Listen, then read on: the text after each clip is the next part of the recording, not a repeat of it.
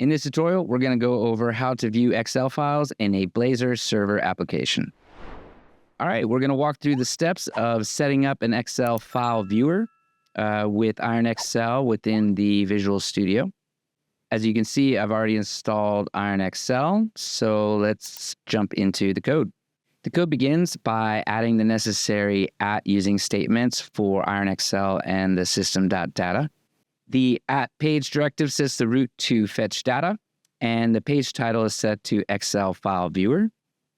Next, we define a table structure in HTML.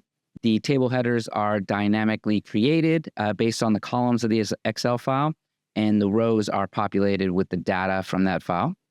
In the @code section, we declare a data table named display data table to hold the Excel data. And then the open Excel from disk method handles the file upload and data extraction process. When the file is uploaded, it is read into the memory stream, and then IronXL then loads the stream into a workbook object. The headers from the first row are added to the data table as columns, and subsequent rows are added as data rows in the data table. So let's run the code. Blazor web application page will open. Navigate to the Fetch Data menu on the left, open the Excel file, and wait for it to load. And there you go. It's that easy, setting up an Excel file viewer in a Blazor server app using IronXL. All right, we hope you found this tutorial helpful. And if you want some more helpful tutorials from us, click subscribe, and that'll keep you notified when we release these.